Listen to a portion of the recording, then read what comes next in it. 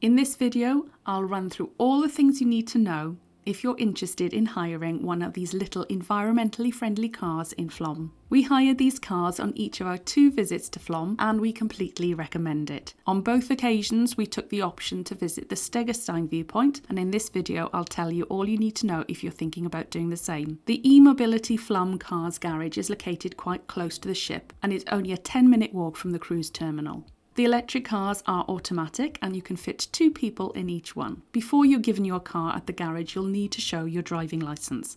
We booked our cars online in advance at the Norway's Best website. The price per car is 1,500 Norwegian kroner, which works out roughly around £115, $150 or €135. The booking process was quick and straightforward, and there are usually 5 slots available each day. And the slots which are likely to work with your day in port are usually the first 3 slots. We opted for the Stegerstein View Point, and there are 2 customised tours that you can choose from. The customised tours have a GPS-controlled audio guide, and the guide provides you with some good tips and shows you the best places to stop. Before you set off, you're given instructions of how to operate the car, and there's time to check if you've got any questions. As you set off on your way out of Flom with the Fredheim Hotel on your left, now is a good time to remember that in Norway they drive on the right. Once you take a couple of right-hand turns, you'll be on the E16, which is the main road between Norway's 2 largest cities of Oslo and Bergen. Not long after joining the E16, you'll soon head through a tunnel. This can be a little scary at first, but you'll soon get used to it. The GPS will guide you on your way, and the commentary will begin as soon as you set off.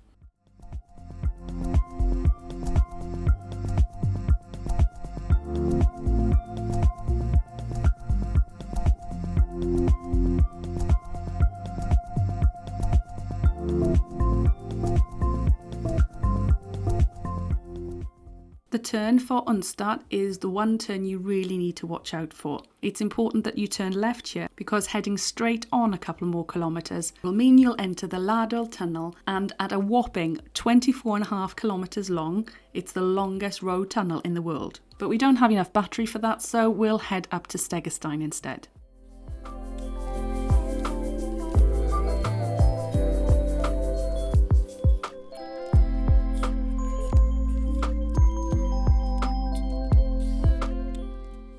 On this section of the road, we'll first head through Orlandsvangen. If you have time, you can stop for a while and have a look round, but we never seem to be able to leave enough time to do this, as we prefer to stop for a longer time nearer up the top at Stegastein View Point and the other Orlandsvangen viewpoint, but more about that later. If you're finding this video useful, then please do like and subscribe. This part of the journey offers you some lovely views of the fjord as you slowly climb up to the Stegerstein viewpoint. At some points the road can be pretty narrow, and although there are some passing places, most of the local drivers know the etiquette when to stop, but some rental drivers still just don't get it. It's obviously going to be busiest here in July and August, and also in the midday slots. I'll speed up this part as it took 5 minutes to get past. We were pleased to see that at least the Stegerstein Viewpoint e-bus tour was polite enough to wait for us to pass. And in this shot you can see how compact the cars are. So back on our way, the next section of the journey was a section of hairpin bends. We were in a convoy, so it was an excellent opportunity to wave to each other. Expect lots of smiles and waves along the way. But be prepared to wrap up warm on colder days as there are no side windows on the cars.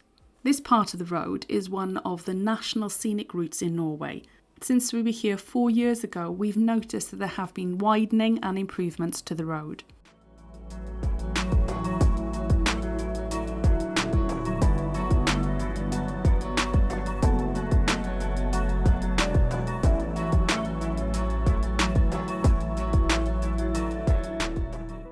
As we continued to climb, the view just got better and better. As you pass this point, then you will see the Orlandsvangen viewpoint, and it's worth stopping here either on your way up or your way back down if you have time. At this point, you'll also be able to get a great view of Flom in the distance, and this helps you to see just how massive the fjords are. Around just a couple more hairpin bends, I think there are around 7 in total, we arrived at the Stegerstein viewpoint. There's plenty of parking at the top, and even when it gets busy, because you're in such a small car, it's very easy to park. But don't get worried about battery panic like I did on my first trip when you reach the Stegerstein View Point and that you see that you might have less than 50% battery left. You can relax because the car charges up on its way back down. Remember to take your keys with you and don't leave any valuables in the car if you're getting out to walk along the Stegerstein View Point. The earlier you get here, the quieter it will be. On our last visit, we booked the 9 AM slot and we beat a lot of the buses and tours up to this point. We almost had the entire viewpoint to ourselves. The Stegerstein viewing platform is 30 metres long and located 650 metres above Orlandsford, and it's one of the most photographed viewpoints in the region.